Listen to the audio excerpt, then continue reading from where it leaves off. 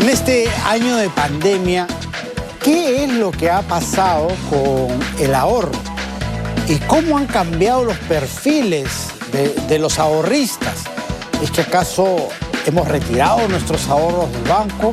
¿Hemos aprendido de repente a ahorrar para evitar que nos vuelva a agarrar sin recursos una segunda o una tercera crisis como la que estamos viviendo ahora? Todas esas preguntas se las vamos a plantear a Mario Miguel Vergara Silva, profesor de SAN, con el que ya estamos enlazados.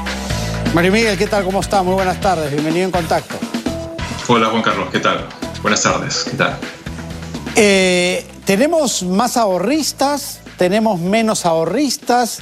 ¿Ha cambiado acaso el perfil del ahorrista en este año de pandemia? ¿Cómo lo ves?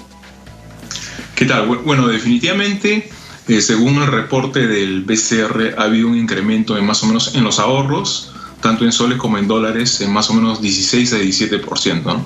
Quiere decir de que si en enero o febrero del año anterior o del año pasado bordeaban las cifras en 430.000 millones de soles en ahorros, ahora estamos llegando a más de 500.000 millones de soles en ahorros. Entonces, obviamente que esto ha sido por el tema que desde mayo hasta noviembre del año pasado ha quebrado totalmente la economía. El PBI estaba en negativo todo el año, hasta noviembre. Entonces, definitivamente el público, o sea, las personas no han tenido esa disponibilidad para poder realizar los gastos de sus ahorros, ¿no? Entonces, ahora se han enfrentado con eso, el problema de la pandemia, y nos ha ayudado a nosotros a reflexionar en cuanto a qué vamos a hacer con el dinero que tenemos disponible de los ingresos, ¿no? Si bien es cierto, más o menos 2 millones de personas han perdido sus empleos, por otro lado, quienes aún mantienen sus empleos han sido afectados sus ingresos en más o menos 25 hasta 30%, les han reducido la tarifa, ¿no? Entonces, esto nos ha permitido de repente reflexionar en aprovechar una cultura del ahorro, ¿no? ¿Qué vamos a hacer con los ingresos que tenemos limitados y de repente no estamos gastando como antes, ¿no? De repente antes teníamos una variedad de actividades de entretenimiento que han sido cerradas al 100%, ¿no? O sea, el peruano de por sí, o el latino era gastador de por sí, ¿no? Todos los fines de semana a los cines, a los malls, a las fiestas, ¿no? Entonces ahora no tenemos esa oferta en cuanto a poder disfrutar de estos eventos, ¿no? Entonces ya tenemos un porqué. ¿Y crees que esto haya generado verdaderamente una conciencia de ahorro, o es por lo que tú decías de que finalmente no hemos tenido, los que todavía mantenemos ingresos, no hemos tenido dónde gastarlos? ¿Crees que hemos aprendido la lección y de aquí en adelante se va a generar esa cultura de siempre guardar un poquito para eventualidades posteriores? Así es. El perfil del ahorrador, como tú dices, correcto, Juan Carlos, el perfil del ahorrador ahora ya es un poco, voy a crear un fondo de contingencias, ¿no? Porque no sabemos qué es lo que va a venir de acá a algunos meses, dejando a un lado el tema de la coyuntura política, ese es otro tema aparte, ¿no? Pero en cuanto al aspecto sanitario, o sea, no sabemos qué es lo que va a pasar, ¿no? O sea, pero todos estamos creando ahí un fondo de contingencias, ¿no? Porque ya sabemos de que si viene el virus a la casa, sabemos cuánto nos está costando. Es una enfermedad que es muy costosa y estamos teniendo esa conciencia de crear un fondo de contingencia. Estamos prefiriendo el ahorro de repente en primer orden antes que la inversión, ¿no? De repente antes invertíamos en carros, en propiedades, ahora ya estamos prefiriendo el ahorro, ¿no? Entonces, ya estamos es más, o sea, el jefe del hogar, o sea, los varones hemos tomado un poco más de conciencia que las mujeres. Antes las mujeres eran las más ahorradoras, ahora los varones somos los más ahorradores, creo que yo, ¿no? Estamos pensando siempre en velar por la seguridad de nuestras familias, ¿no? ¿Y cómo estamos ahorrando? ¿En una cuenta de ahorro simple, ahorro a plazo fijo? ¿Cómo estamos poniendo y distribuyendo ese dinero que estamos poniendo en el chanchito? Claro. Bueno, definitivamente en el colchón no se puede ahorrar, no sé, en otras épocas, ¿no? O sea, tenemos una diversa variedad de ofertas en el sistema financiero.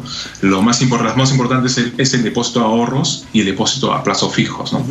Entonces, pero primero nosotros tenemos que sentarnos en casa y decir, oye, ¿sabes qué? Hay que ahorrar de por sí, ¿no? Pero tenemos que dejar de repente tener un dinero disponible para de repente una emergencia así inmediata, porque si tú decides por un depósito a plazo fijo, tú no puedes mover ese dinero. Claro. Entonces es un depósito que realizas de repente a 1 o 3 años o a más, pero sí te pagan un alto interés, o sea, las tasas pueden llegar hasta 5%, entonces es claro, muy pero rentable. A condición que no lo toques.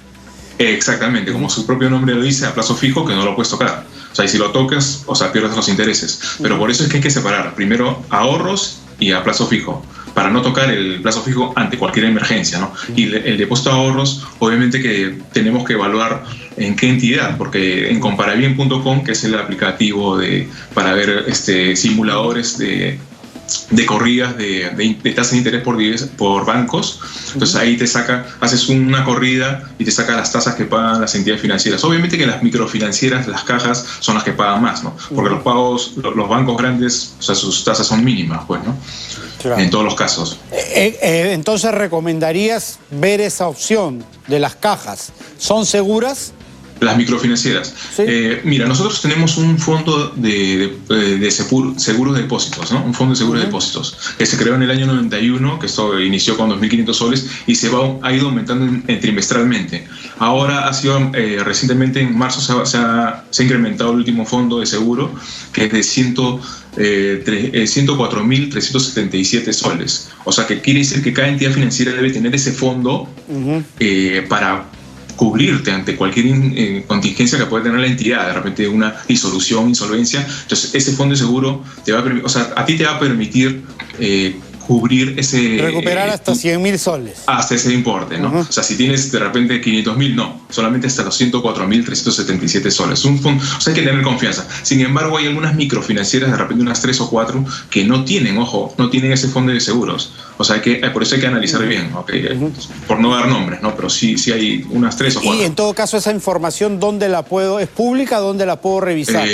Eso lo puedes revisar en la SBS. En la SBS o de repente analizando en la entidad. Son microfinancieras, son 3 o 4. ¿Y cuánto? Que todavía... ¿Y cuánto de mi sueldo, si es que me alcanza, porque hay gente que vive con el sueldo a la justa, si no le alcanza ni siquiera para cubrir los gastos fijos mensuales, pero si me sobrara, ¿cuánto es lo que tú sugerirías ir ahorrando mensual, por ejemplo?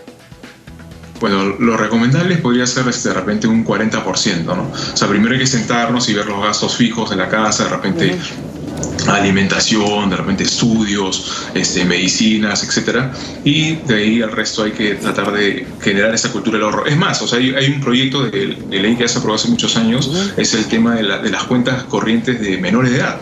O sea, hay menores de edad que pueden aperturar su cuenta bancaria, que tienen entre 14 y 16 años. Esto también ha ayudado a la inclusión financiera a poder generar esta cultura del ahorro, ¿no?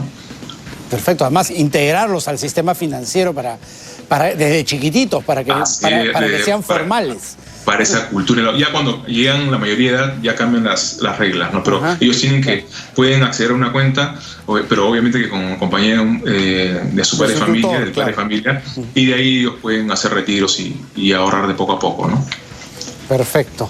Muchísimas gracias, Mario, por haber estado con nosotros esta tarde. Ok, Juan Carlos, cuídate. Gracias a ti. Muy buenas tardes a Mario Miguel Vergara Silva, profesor de SAN, que ha estado con nosotros. Cerramos así nuestro bloque económico.